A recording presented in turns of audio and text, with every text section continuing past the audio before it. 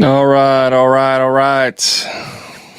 We are live, coming at you live from secret location in a bunker somewhere in the Nevada desert. No, I'm just kidding.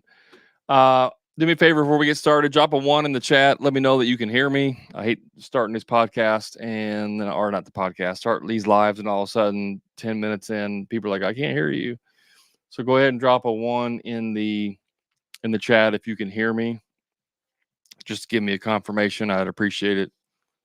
All right, we're good on Facebook and YouTube and all that. What about TikToks? You guys, can you guys hear me okay? Drop a one in the chat if you can hear me on TikTok.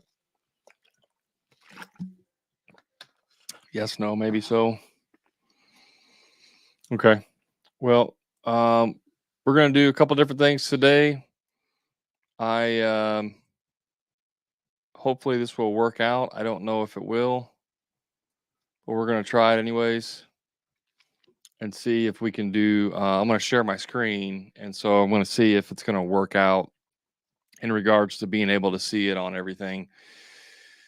Since I'm streaming on multiple platforms with different aspect ratios. So let's see here. Let me. I don't know why I can't see that. I guess that'll work. I guess we can make that work. Okay. Hope everybody's having a good day. Everybody is out there in construction land making some money. So today I want to talk about a couple different things. One is going to be creating an org chart. Now, I've talked about this. I don't know if I've talked about it live before. I've talked about it in my coaching program. I talked about it in my free Facebook group. I may have talked about it on TikTok. I don't know. But one of the things that is so underrated yet so powerful is creating an organizational chart, an org chart. An org chart is simply what is the outline of what my business looks like, right? What are the different positions within my business? So let me share my screen here and see if this works, and we'll go from there. So basically, an org chart, as you can see here on the screen, it looks something like this. Let me zoom out just a hair for people on TikTok so they can see it. This is what the org chart looks like. And this is just an example. This isn't like a legitimate business, because honestly, it wouldn't probably sustain if that was the case. You typically don't need a sales manager if you only have two salesmen. But let me zoom out just a little bit more so the guys on TikTok can see this. So and I'll zoom in different parts so you guys can see it. But the main thing here I want to talk about is why this is so important and what this does for your business. One, the first thing it does is it gives you a visual representation of what you need to build in your business. A lot of you watching this, you may be stuck on the tools. You may have a few guys that are working for you. You may be a one-man show, whatever it is. You may be off the tools, but you're trying to grow your business. An org chart is going to allow you to visually see what you need to see in your business in order to have a goal of where you want to go. Right? This is like a baseline fundamental thing that you should be doing in your business. The org chart is if you're first starting, like if you were just started your business yesterday, for the most part, you're kind of guessing what this is going to look like. And this can change. This isn't like you have to use a specific outline or a specific type of org chart as far as what it should look like. But you're going to write this out on you. And by the way, I'm using a software called Miro, Miro. If you're interested in this, it's called Miro, Miro.com. They have a free and paid version. It's really helpful for documenting different things. So the org chart is going to allow you to visually see where you want to be. Now, let me zoom in here and see. Now, who is the owner of this fictitious company? I am. Okay.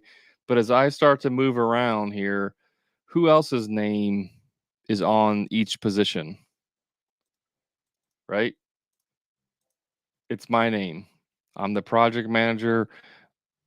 I'm the sales manager. I'm the sales, the two salespeople. I'm also the foreman. I'm the carpenter. And also the apprentice. However, I do have one carpenter named Chris, right?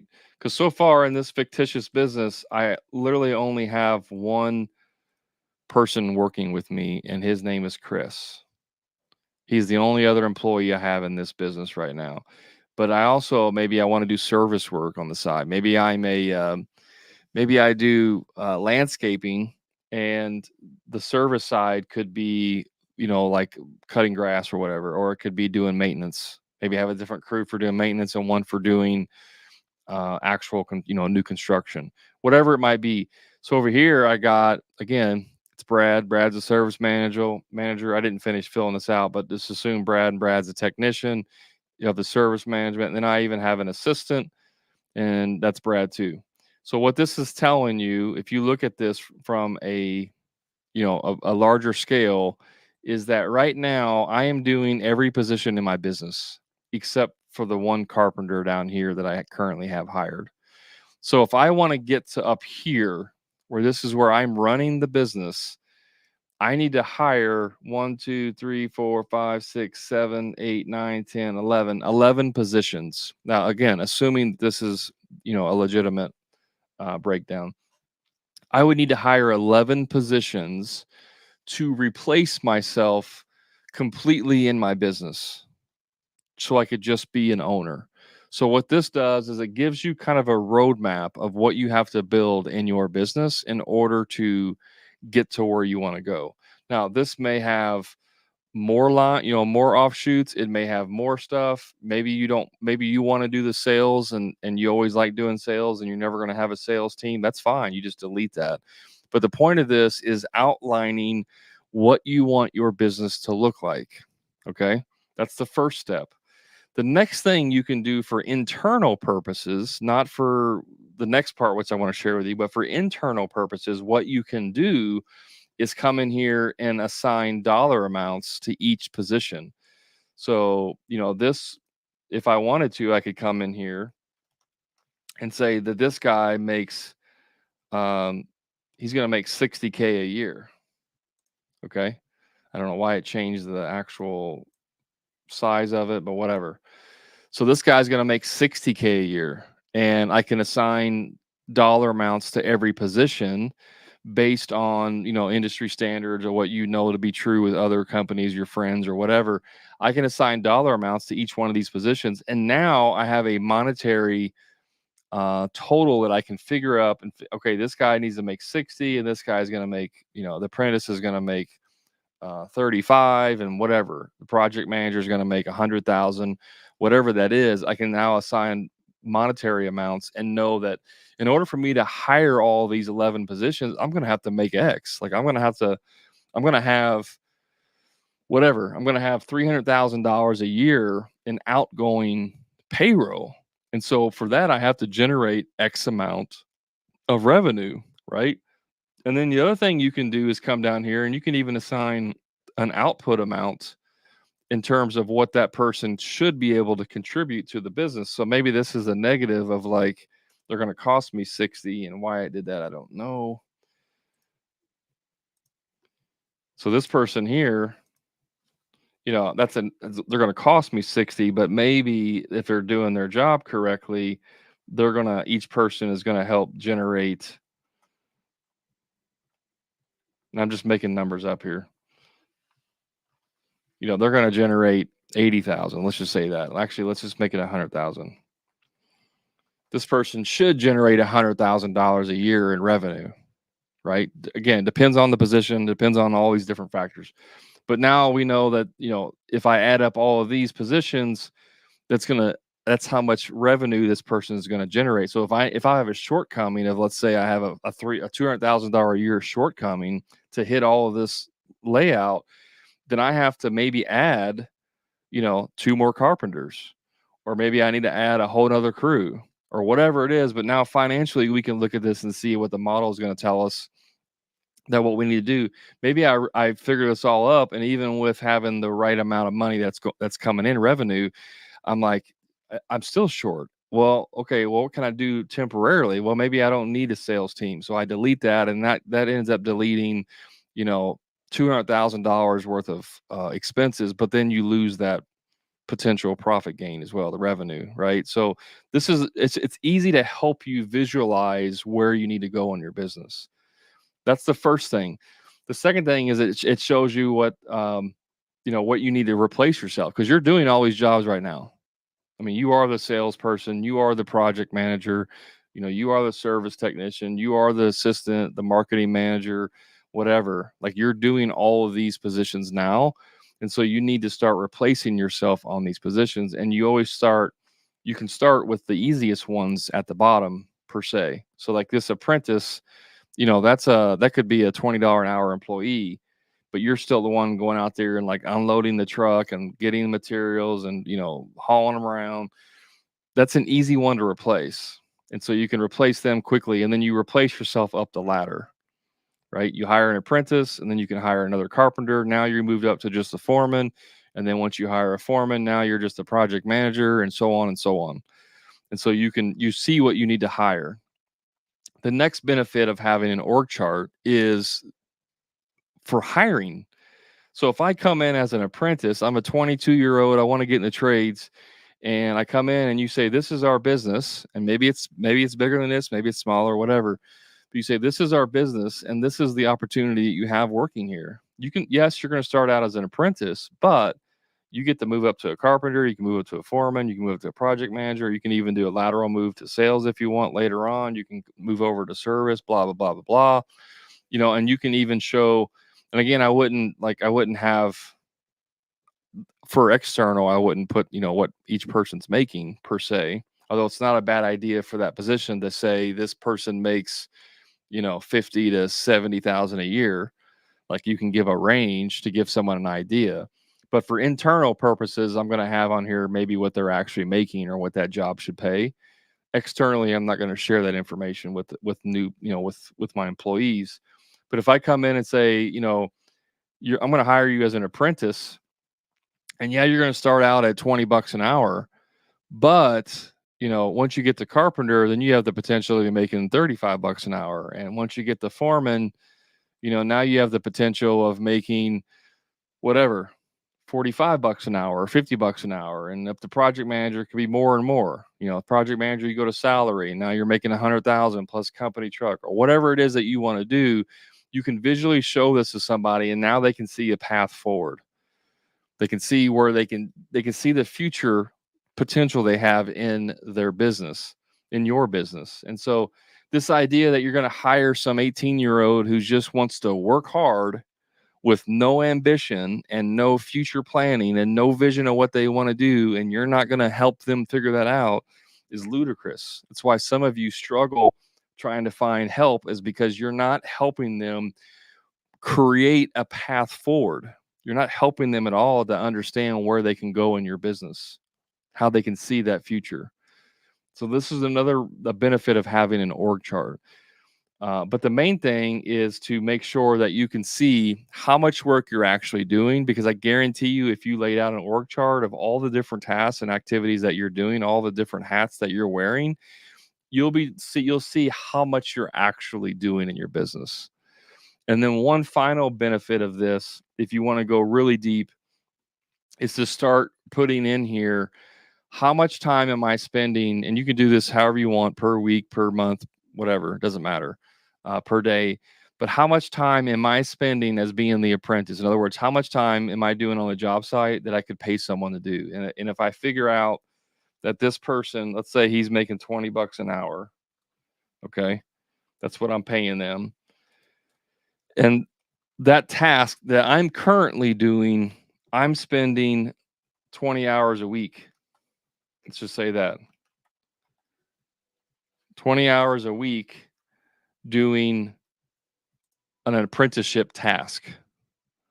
Well, it doesn't take long to figure out that I can just hire someone, and it's gonna help me alleviate all of that I'm doing, because it's a low value skill that you don't need to be doing. And your job as an owner is to replace yourself out of a position. That's your job. You should be replacing yourself out of every low value task that you're doing.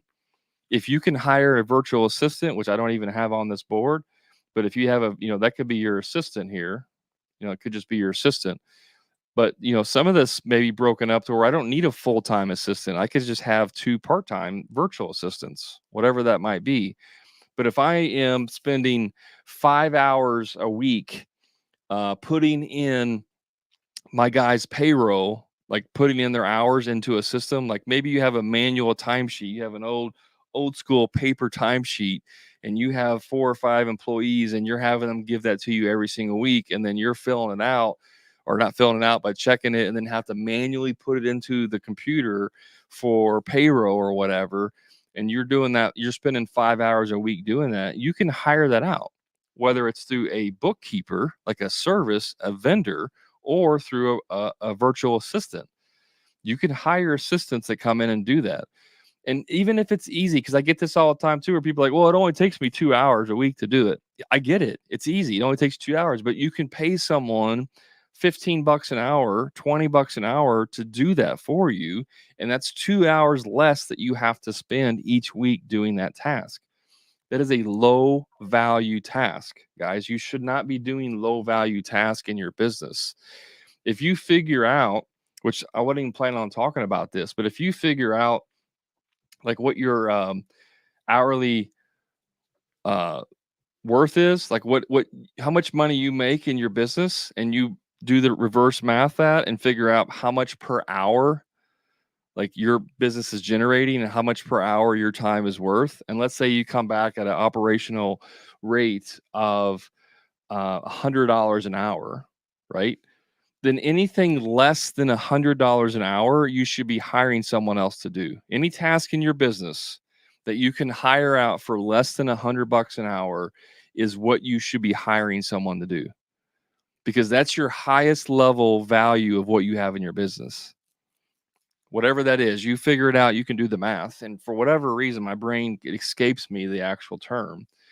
I don't know why, but you figure out what your value is to the company, and usually that's sales. Like a lot of people say, well, it's production, it's swinging the hammer. Usually it's not, because if you don't sell a job, you have no job as a produce. So the most valuable position in your company is usually is sales, doing sales. And so if you figure out how much time you spend doing sales, right, and how much revenue that you sell, you can reverse engineer that and figure out that hourly rate that what you're worth. And then anything else you can sub it out or hire it out. Like a lot of you guys say, I don't have time to invest in coaching. I don't have time to do this. I don't have time to grow. I don't have time to work on my business. That's because you're spending so much freaking time doing low value tasks. And a lot of times you believe that that's what you need to do, but it's really just a filler to procrastinate on the big things that you need to be doing. I've done this. I'll spend an entire weekend building a website because it's going to be cheaper. I don't want to spend $4,000 or $5,000 to build a website. I can spend my entire weekend, maybe a few hours each night, and then after about 6-7 days of work on 2 weekends that I give up, I have my own really really crappy website that I built. But hey, I saved $4,000 to $5,000, and it's like, no, you should not be doing that. You should not be doing activities in your business that save you money. You should be looking for opportunities to pay someone else to save your time, because the one thing you could never get back is time. Every day you lose 24 hours of time. And every person that I know, as they get older and older and older, would gladly trade money for time. And so one of the things you should be doing in your business, and like the book that Dan Martell has, is buy back your time. Your goal in your business is to buy back your time. I like the way that he puts this book together. I just read it recently. I mean, I understood the concept, but when I read that book, he does a very good job of putting it together in a way that's easy to understand. but you're always trying to buy back your time, right? I would much rather make less money and have more time than make a bunch of money and have no time. And even if you say that's not true now, I'd rather have when you get older, you will say, I wish I didn't work as hard, right? Now, is there times of your life where you need to put in work and work harder than others? Absolutely. I'm not saying that you shouldn't do that. I'm talking about for just your whole life. Like you just work 70 hours a week. I know guys that work 6 days a week in their construction business, and they've been doing that for 15 years because they say that's the only way they can make enough money to, enjoy their life. And that's not true. If they would have just simply charged a little bit more money, they could have worked 5 days a week and then had an extra day each week to spend with their family or do a hobby or whatever. Or they could have worked 6 days a week and charged more money and made even more money quicker, and they could have retired earlier. I don't really care what formula that you use there to figure it out, but working 6, 7 days a week, breaking your back, and then at the end of 10, 15, 20 years, you have no retirement, you have no income, and your body is broken is not is not anything that anyone says they wish they could do over again ever. I was talking to a friend of mine this Saturday. I was at a shooting match, and friend of mine that he shoots too, and he's a carpenter. And he just retired. He's 62 years old. He's a retired carpenter. Never had his own business. He just worked for someone, which is fine. But he retired, and I was joking with him about age, and I was uh, I was joking. I was like, "Well, you're about 70 now, right?" He's like, "What? I want to smack you." And then I said, "Well, you're probably about what, 66?" Because I'm thinking, most people retire at 65. He goes, "No, I'm actually 62." I was like, 62? Well, you can't retire yet. He said, "No." He said, "Most carpenters retire around 60, 62 because their bodies are shot." And I'm like, I was thinking, I didn't say this out loud, but I was thinking, like, that's terrible, right? It's terrible that you have to retire earlier because your body's shot because you just can't work anymore. Now, some people are smart, some people are good savers, some people have money and they can retire at 60, have a very good life, and that's okay. Whatever. But those of you guys that are out there busting your butt every single day, working 16-hour days, 6 days a week, 7 days a week, because you're 24 years old and you have all the energy in the world, that is not sustainable by any tape measure that you use. It is not long time sustainable. I don't care who you talk to, right? So you have to understand that. And this is where you need to be able to say, this is my business and where I need to build it to. I need to hire all these people. Now I have a roadmap.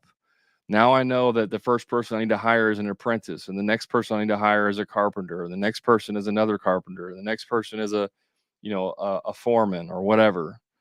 Or maybe I need to hire an assistant first before I hire anybody else, depending on what you're doing. In his book, Buy Back Your Time, he talks about that. He says the first person you should hire is an assistant, and I agree and disagree with that at the same time. In construction, I think it's a slightly different because you have to have people on the tools.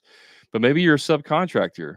Maybe you're just going to be, I'm not a subcontractor. Maybe you're a general contractor and you're going to sub everything out. Well, then you just completely delete this whole line here, right? You could delete all of these. Maybe you're just going to subcontract out. So you just delete all that. And all you do need is an assistant and then a sales force. Or maybe you just need a project manager. You're going to get rid of all this because you're just going to have one project manager do all your jobs for you. But the org chart's going to help you define what that looks like. So, any questions about this before I move on to the next thing I want to talk about in regards to this? Because it's totally different than this. So before I leave here, let me know if you guys have any questions about creating an org chart and why it's so important. If you came in a little bit late, that's okay. Just throw your comments in the chat and I'll answer them for you. Deck Pro says, this is good. My company is Deck Pros. We specialize in decks and I'm trying to grow cruise subs. Yeah. If you haven't created an org chart yet, go do it and use this. You can use this app. Like I said, it's called Miro, MIRO.com. There's a free and paid version of it. It's pretty good. And they have templates. So like if you create a new board, like this was a template. I just copied this template real quick. There's all kinds of templates in there, and you can do some pretty amazing stuff in this board. Um, so any questions that you guys have about this, let me know right now before we move on. I know there's a little bit of delay in the feed, but I don't want to move on if you guys are going to say, "Oh, go back."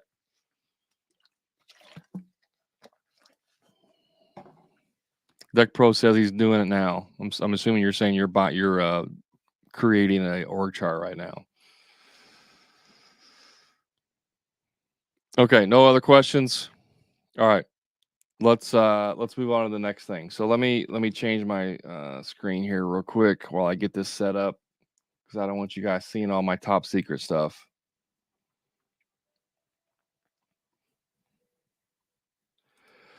The next thing I want to talk about, it's really a completely different topic, but it's using Miro. That's why, or Miro, however you say it, I don't know. Because I always get people all the time asking me about like systems and stuff, and so this is slightly different than systems, although it's tied in with systems. But I want to explain kind of the process of how you can create systems, and again, using this software Miro to help you do that. Okay, so let me share my screen now. I think we're okay. All right, so can you guys see that? And make sure you guys can see all that. I need to move my big head out of the way. Hold on one second. Let me kind of move over here out of the way a little bit. Actually, it's probably better over here. Okay. So this is an actual workflow for I have a full-time video editor that does all my video edits. So if you guys are watching this as a clip replay later on, she did this for me. Okay.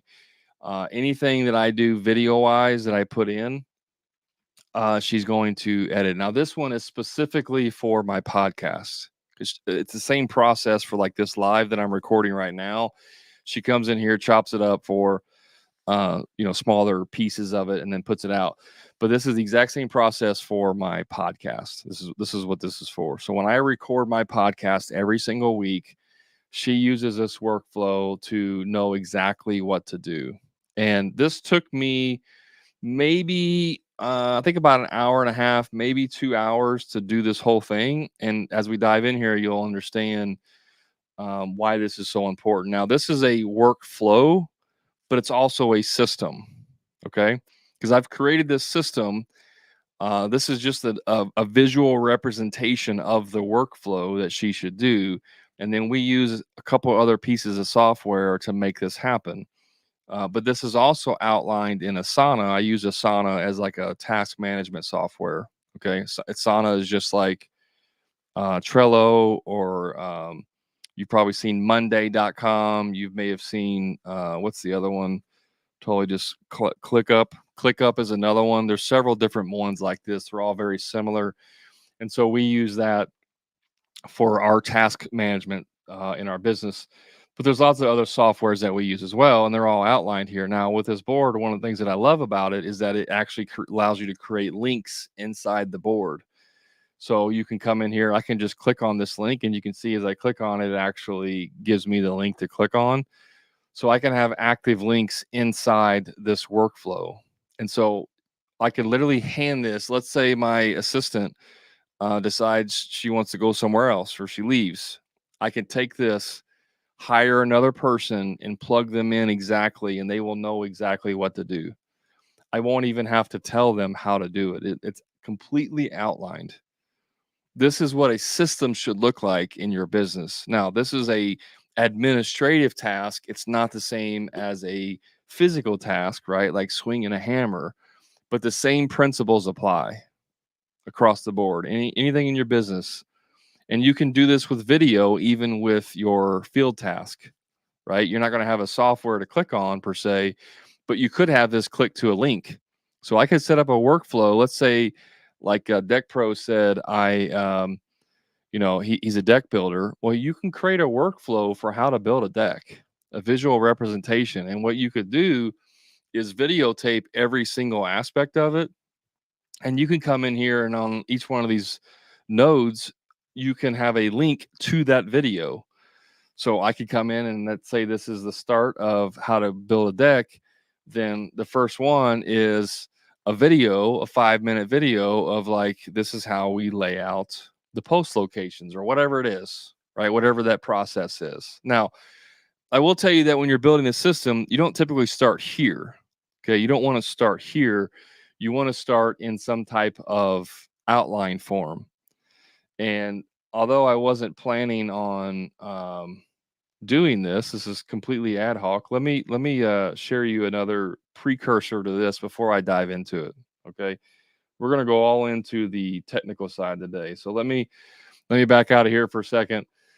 Just give me 1 second to pull this up because I want to make sure that I'm not sharing anything that you guys really shouldn't be seeing. All my secrets that I have. You got to pay for my secrets. So let me show you another software that I use. Why is that not? Oh, because it's. So okay. Let's make sure you guys can see this. Oh, I can't move that around. Okay, that's going to be a challenge. There we go. Okay. This is a software called Workflowy. Okay. It's called workflowy.com. It's a very, very, very basic, very simple. Again, there's free and there is paid versions of this. The paid version is $5 a month. I mean, come on. That's freaking cheap. So Workflowy allows you to basically come in here and, put in it's a way to organize information. So think of it like the paper you had to do in the 5th grade on, I did a paper one time in the 5th grade on bridges. And so I had to go and do all the research, and it was like the different types of bridges. There's, single span arch bridges, and there's suspension bridges, and blah blah blah blah blah, truss bridges. And so if I was doing, a workflow for my business, I would come in here and say, what is it? Build a deck. I'm just starting with the basics. Build a single story deck. Well, what are all the things that I need to do to build a deck? Right. And I just start brainstorming. I'm not even putting this in order. I'm just brainstorming. I got to lay out. We got to do layout. We got to dig holes. We got to set post. We got to install rim joist, whatever it is, right? Whatever the steps are. I'm just going to start putting all these steps in here. I'm not even caring about the order what they in. Maybe I need to go back and I need to call for locates first because I forgot that. Oh yeah, I got to call locate. That's important. I got to get materials delivered too. Well, I can't do that until I can't even start until I get the materials delivered. I'm just going to start putting in here all the steps that I need to do for this task. Okay. So now here's where the power of this thing comes from. Now it's like, okay, well, what's the first thing I need to do? Well, the first thing I need to do actually is material order. So I can literally just drag this up here. And the next thing I probably need to do is call for locates. And then the next thing I'm going to do is do layout. And then once I do layout, I need to dig holes, right? But maybe, and then set post. So maybe I want set post and this all to be under framing. So maybe I need to add, to do the framing, I want to put it into like sections now. I forgot about that. Well, that's okay. And I'm going to want to have framing, and then I'm going to have pre-construction section, right? I totally forgot about these. No problem. So the first thing is pre-construction, and I want the materials and the call for locates to be under pre-construction. And then the next thing is going to be, next thing is going to be layout. And then so that's gonna, and I, then dig hose is gonna be under layout, and then set post I want under layout too for whatever, and then framing is gonna be the third one, and then that's gonna be under frame. You see, I can just move this stuff around. Like I can just, yeah, it doesn't matter what you're doing. I'm just reading some comments. Um, this is so great because it helps you to organize your thoughts and not have to use like a Google Doc where you got to go in and change it and the formatting screws up, and then it's like, oh crap, I got to go in, delete this and move the margin lines over and blah blah blah blah blah. You've probably all done that if you've done anything similar. This just allows you to build this stuff like free flowing in your brain, and then you can come back later on and say, oh, I totally forgot about the taping the joist, right? We got to tape the joist when we build decks so they don't get wet and rot, and that's going to go, okay, that's going to go under framing, but we didn't even put in here set the joist. So we got a set joist obviously before we can tape it, so that's going to go underneath here, and the taping joist is actually under the set joist. Like I can just move this around to whatever I want. It just makes it so easy to organize this information. And so then, and again, this is workflow. If you guys are just now catching in, this software is called Work. If I wish I could type, holy cow! You can just go to workflowy.com and you can download it. There's a free version and then there's a paid version of it. So you can do this, and you can create nodes for as many things as you want, and you can even go further into it. And the other thing is, like, maybe I don't want to see all of that. Maybe I just want to see the steps. Now I can collapse this down to where I only see the main steps, right? But no, I actually want to have it all laid out, whatever. There's a lot more stuff I'm not even going into because I wasn't even planning on going into all this, but you can upload pictures, you can upload files, blah, blah, blah, blah, blah. You can share it, make it as a template, whatever, right? But that's not really what I wanted to show you. What I wanted to show you was the, where's my this here. So we're back to this now. Once you go in and outline all your processes, then you come in here and you can start outlining it visually, because this is a workflow, literally what it's called. So if I zoom in here, the first thing that I do when, I record the podcast, and I use a software called Riverside FM. And so if you click on that, it will take you there, right? So the first thing we do is we record the podcast. And then once I record the podcast, I go into Asana, which is the software I was telling you, and I assign that task. The task is assigned Asana. Now, this is an actual screenshot of Asana, right? And this is like the task. And I can come in here and I even take a screenshot of it and add it so that they can see where it's at. And then I have the next thing is to upload the raw video file to another piece of software I use. And then I have a responsibility in this workflow, is that I have to pick the title and then put the task into Asana. So it gets uploaded and then it has to get put into Asana. Now, if I go here, I even have a link. This is the link to the software. This is the link to the Loom video. Let me zoom in some. This is a link to the, why does it keep getting smaller? This is a link to the Loom video that actually shows you how to use the software, right? Remember I was telling you guys you could have videos in there of like how to do swinging the hammer stuff. Well, this is the same thing except it's on a computer, so it's Loom, and that's a link to Loom. So this is the link to log into the actual software. This is a note here that tells you how to actually use the software. So you can do that as well. And so as you build this whole thing out, after that is uploaded, then my assistant takes over and she creates a summary, show notes. She enters the information into the podcast hosting platform. And there's a note here with directions on how to do that. And then it gets moved over, and then we got to edit the audio and the video, and then upload to another piece of software we use for approval back and forth, because she is not physically where I'm at. And so we have to be able to share the clips somehow. So we use another piece of software, and so on and so on. And this is the whole like process, right? I need an approval. And once I approve it, it goes into final draft approval and then goes to social media. Or if it needs approval, it needs editing, it comes back, it edits, and then goes into my approval queue again. This whole thing is systematized. I don't have to come in each day and be like, hey, can you I need you to check this video out. It's completely automated. It's not automated, but it's systematized.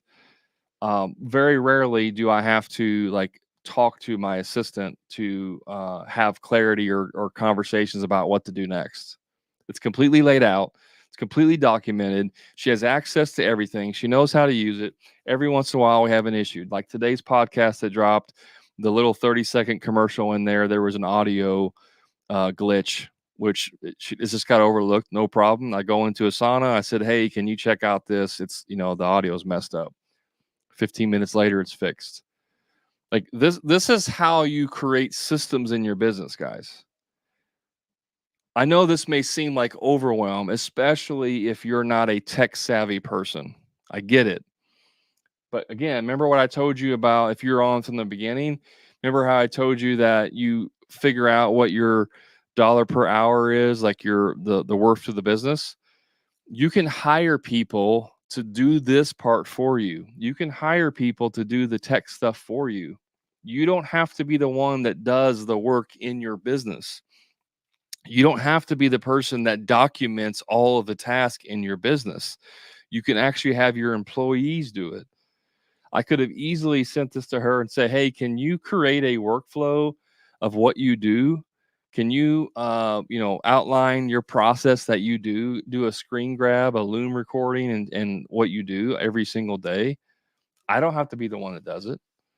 So don't let this be the reason that you don't do anything, because it's like, I don't even know how to turn on a computer, Brad. All I know how to do is build stuff. It's not an excuse. If you just want to build stuff, go be an employee for somebody. Seriously. All this stuff has to be done in your business. You can't, this idea that you're going to build a multi-million-dollar business out of your head and keep all the knowledge in your head is asinine. Like it's ridiculous, right? You can't do that. You have to figure out a way to create documents. And once you have like a basic, workflow, like if you're doing multiple different things, like use an example as the deck builder. Well, if I build a one-story deck, there's not a whole lot of difference between a one-story and a second-story deck. There's just not a very much difference in the process. The only difference may be, around the how deep you got to dig the holes and the footers and the size of the post, like and obviously anything else that goes with that. But those are like the main things. So once I have one template, it takes me a fourth, maybe an eighth of the time to copy that template and then make the minor changes. I did this with bathroom remodeling. There's lots of different ways you can do bathroom remodeling. You can have, a full gut where there is a shower only, a tub shower combo, or you may have a bathroom that has a separate tub and a shower, or you may have a bathroom that has no tub and just a shower. Like there's different, obviously different scenarios, but the main processes that go into that are the same. I got to pull permits for every job. I got to order materials for every job. I got to call subs for every job or whatever. I got to do this and that. We got to do demo on every job. Like those things are going to be the same. So when someone says, someone like me online says, you need to systematize your business, and you're like, you think, oh my gosh, we do 1,000 different things every day. Well, first of all, it's not true. But even if you did, you don't have to document 1,000 different things. You document 300 things, and then you just template it and copy, replace, change the other 700. So it's not as much as you think it is to be able to do this stuff. And once you get into the rhythm of doing this, like once you create one workflow or one system and you see how much it helps, you will be addicted to it and you will start creating lots of systems. I promise you that. The problem is that you look at this and you see this whole, even like this little simple worksheet. You're like, oh my gosh, that's a lot of stuff. I don't even know. It's not really. If you just simply scale down to one single thing, if you just say, this is the only thing I'm going to build a system for today, this week, this month, and then next week or next tomorrow or next month, I'm going to build a system for this. right? And then eventually, when you get back, whether it's 2 days, 2 weeks, 2 months, or 2 years, you just take a step back and your whole business is systematized. That's what you have to do, guys. You're not going to buy a piece of software like this and then everything is systematized for you. Because even if there are some that will help you, like project management softwares will do a lot of this stuff for you, but you still have to go in and tweak everything. Like almost every single one, you got to go in and put in your price book. They may give you recommendations. Some of them have like a national database where they connect to local material costs. That's great. It helps you a little bit, but it doesn't do everything for you. You still have to go in and create your line items. You still have to go in and add in your clauses. You still have to go create your contract. Like it's not going to do everything for you, but it might do 60% of that for you. But not doing anything is not an option. I'm just telling you right now, you're not going to wake up in 2 years not doing anything in your business and then expect stuff to be better, because it's not. You're living in fairy tale land if you think it will. It just doesn't work like that ever. So I want to take a break here and answer any questions that may have came in. I saw a couple of them here coming in. So Tony says, great content. Thank you. You're welcome. Currently 3 guys, but always want 1 to 2 in-house crews. Rest sub crews is goal. Yeah, Deck Pros, just lay it out in your org chart, right? Go back and have like sub crews, but lay that out so you know what it looks like. Roberto says, what's today's topic? I hope you figured that part out. We're talking about systems and org charts. Tony's junk. Your 100% markup videos on materials and labor helped me a bunch. Keep the videos coming. Deck Pros, waterproofing, permits. Yeah, you were just giving me some ideas there. Tony's says, do you recommend a certain website or app or something to keep track of all of my previous clients? So there's lots of different ways of doing this. Let me go back here. There's lots of different ways of doing this, and it really depends on what you have in place. There are some CRMs, customer relations management, which is like a CRM is just a fancy word for contact database. And there's lots of CRMs that you can use that will do that for you. Some are free, some are paid. But a lot of people like to use more like a project management software, depending on what you do. I mean, doing junk removal, you don't really need to have like per se like projects like construction, right? Like you don't need to manage subcontractors and all that. So if you just need a simple CRM, then there are several out there. One pretty simple one is called Less Annoying CRM, and they go by LA CRM. I think the domain is LA CRM. So like Less Annoying CRM or anything that's considered a CRM is going to help you with contacts and all that stuff.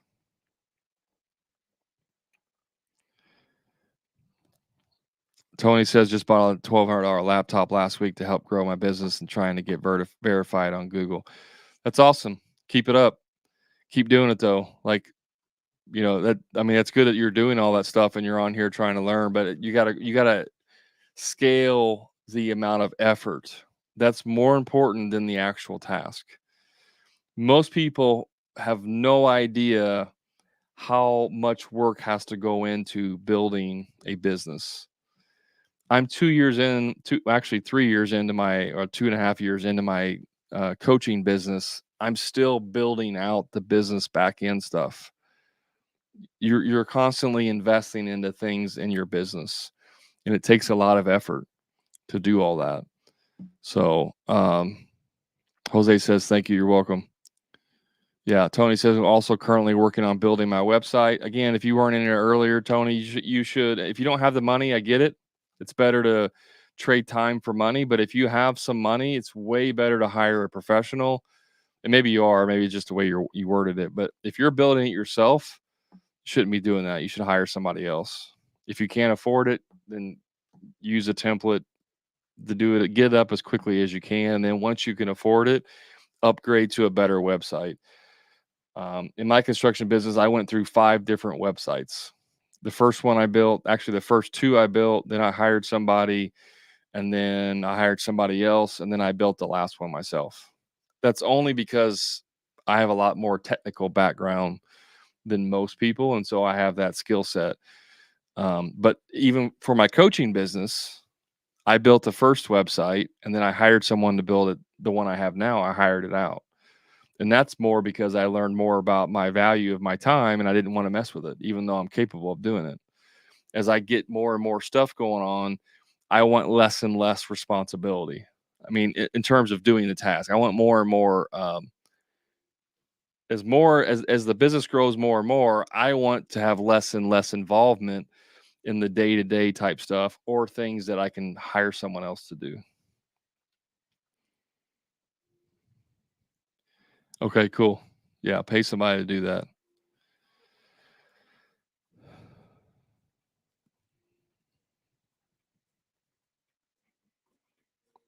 Just reading through these comments here. Make sure I didn't miss any. Any on Facebook that I missed? You guys on Facebook have been quiet.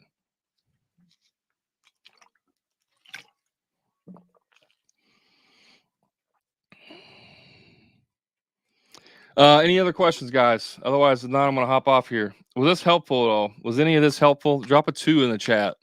Throw a number 2 in the chat if any of this stuff that we talked about was helpful. I'd like to get a little bit of feedback to know if it was worth doing it or not. Tony, you failed the test. That's not a good sign of a business owner. I'm just messing with you. I'm just teasing you a little bit, man. It's also not far from the truth. For whatever reason, business owners do not like to follow directions. That's probably why we're business owners in the first place, because we don't like listening to somebody else telling us what to do. Deck Pros, go ahead. I didn't see your question. What was your question?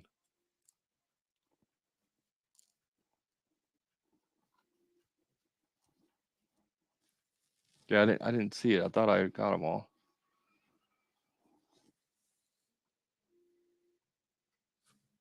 Ugh. Throw your question in there before I shut her down. Anybody else have any questions? Throw them in there. Facebook user. Usually there's more watching me from TikTok. He asked how many. Where are most people watching you? And most people watch me on TikTok. Although today is kind of light. Got a light number today, but by far on TikTok. You just posted it. I don't see it. Where did you post it at? I don't see your question, Junk Pros.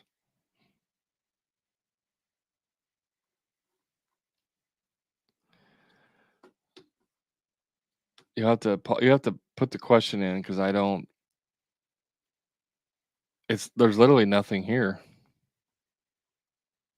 It's not even showing up on my end. Did you put a link or something in there? Sometimes if you put a link or something like that in there, it will. Yeah, Tony says he doesn't see it either. Um, did you type it out or like copy and paste it or something? If you type it out like you're doing right now, it should come through. But I didn't see the question. What's up, Facebook guy? I don't know your name because I can't see your name on my app. You have to tell me who you are because I don't know who you are.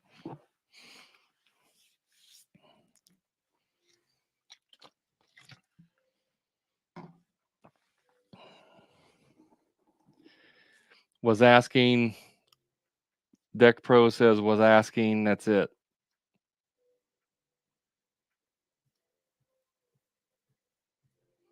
I don't see anything else.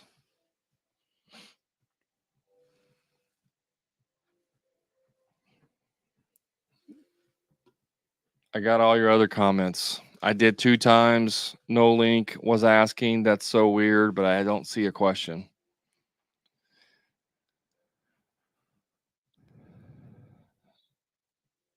Take care, Tony. There must be something in that question that your word or something in that question that you're saying that is getting blocked.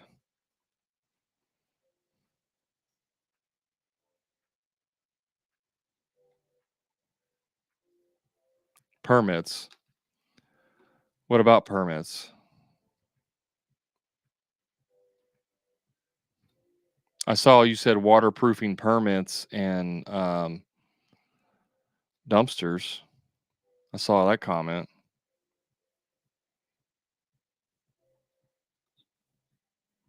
Permits or dumpsters, is that admin work or project manager? I'm not following you. I don't know what you mean by is that admin work. I saw your thing. You said um, waterproofing permits, dumpsters, etc. But that was the only thing I said that I saw question wise, like an assistant. I'm not, or list under project manager.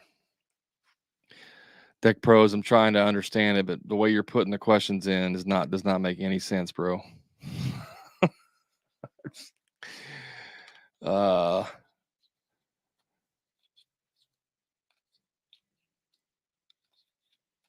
I don't know. I don't. Is permits and dumpsters, is that admin work?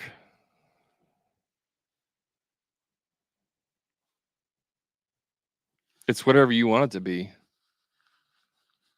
I mean, that could be administrative does that. It can be a project manager does that. It's whatever you want it to be. It's whatever, however you want to organize that. Again, it depends on what you do. Like there's if I had an administrative assistant who helped me with talking to clients and sending out emails and managing my schedule and like administrative stuff, they may or may not potentially like get the permits, right? Or schedule the dumpster. It just depends on what they're doing. If I had an assistant and I had no other, like I was doing all the PM work and I was doing all that, then if I could systematize it and make it easy, then yeah, I could have her do that or have them do it. Whoever, I could have the assistant do that, right? But if you have a project manager, then that would fall within the scope of work that they would typically do, like order dumpsters and potentially pull permits. It just depends. Um, Most people, let me help you out with this. Most contractors, most construction companies that do less than 4 jobs at one time do not need a project manager. You just don't. Most of you think you need a project manager because you're so freaking unorganized that you can't keep track of all of the stuff. That is not the same thing as needing a project manager. Once you get over 4 to 5 and you're over 5 projects, then you need to have a project manager because you don't have enough time to do all that. Obviously, this depends on what you do. It's different between like building a house, right, versus doing a bathroom remodel. Like those are just two different things. It's going to have some have a lot more moving parts, some don't. Also depends on if you're using subs, if you have employees, or a combination of both.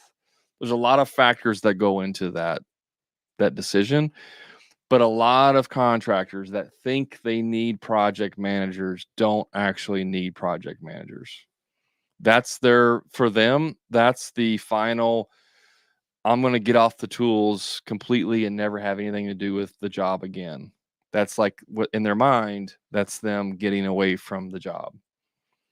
Um, but most people hire project managers before they actually need one. Now, there's always a caveat, there's always a but in there.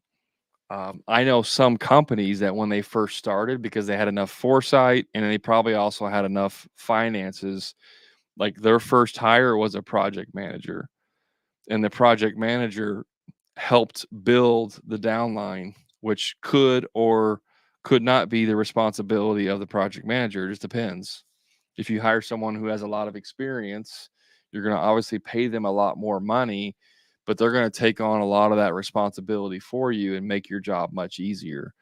So there's an argument to be made that you could hire a project manager first, have them help build your downline, and then you're from day one like off the tools. That usually requires a little bit of cash, in the bank up front. Most guys aren't starting like that. Most guys are starting with nothing or a few $1,000s in the bank, and they have to build their equity, build the value in their business. But once guys have been in 2-3 years, they've been building their business, and they have employees or whatever, and they think they need a project manager. Usually they don't need one. You can manage as a business owner, you can manage up to about 4 projects at a time, again, depending on the situation, by yourself if you're organized. If you're unorganized, it will be very difficult for you. So most people are I would say 80% of the contractors that I talk to have trouble with the administrative stuff and the management stuff of their business. And the number one reason why that is because they're unorganized. And I mean, in every aspect of their life. Their personal life's unorganized. Their truck physically is unorganized. Their office is unorganized. Their schedule is unorganized. Their thoughts are unorganized. Like, I mean, in the whole aspect, unorganized. That's usually what plagues most people into why they struggle in their business and they think they need to hire more people than they actually do. I didn't have an office manager for the first 9 years of my business. And because we did handyman and remodeling, so we did big and small jobs. I mean, we were doing 300 plus jobs a year, and I was talking to every single client. I was scheduling every single job. I was ordering materials for every single job, and I was doing some of the work myself. The reason why I was able to do that is because I have a very high tech background. And so I use technology to leverage my time. I wasn't unorganized. I'm very organized. Technology is a force multiplier. What I mean by that is if you use technology, it can replace multiple jobs. It multiplies your force. So when people are like, "Oh, I'm stressed out, man. I'm just all over the place. I can't even keep myself." And I'm like, "How many jobs a year are you doing?" "We're doing 10 jobs a year." I laugh at them. I'm like, "Are you serious? You're stressed out over 10 jobs a year?" I mean, we were doing 10 jobs a week. And I was doing all of that, every aspect of it. So you don't need to have a project manager and an office manager and all that if you're doing a few jobs a year.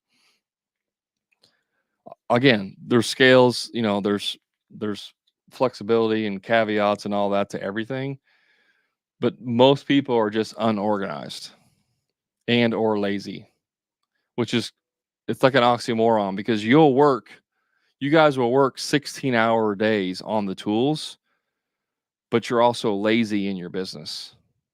It's just kind of funny. So let's go back. I know there's a bunch of comments came in.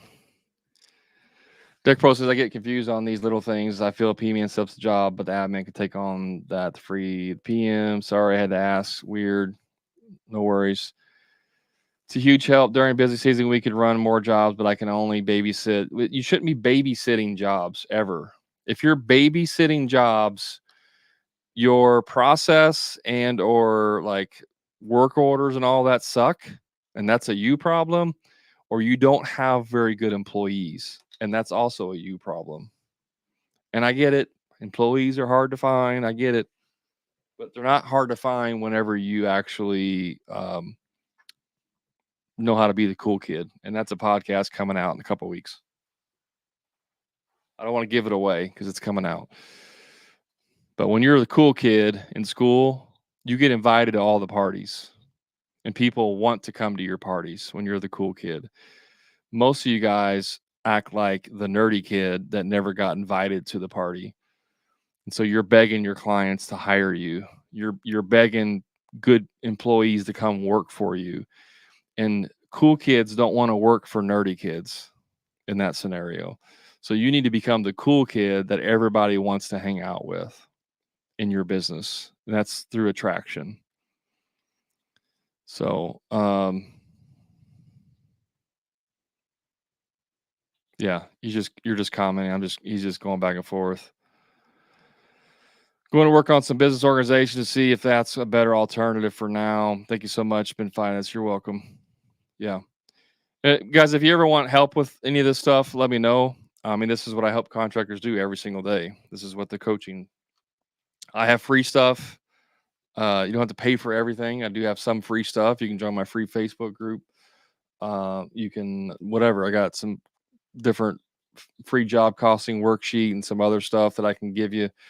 But obviously, if you want to get past all of the BS and know exactly what steps to take in your business, that's where the coaching comes in. So you can either do it on your own for years and years and then wake up one day frustrated and broke, or you can just bite the bullet now, pay a little bit of money, have someone come into your business, like parachute down into your business, with a submachine gun, and then just destroy all the dumb stuff that you're doing. Like take out all of the bad guys in your business, meaning your mindset and your weak profit margins and your terrible sales process.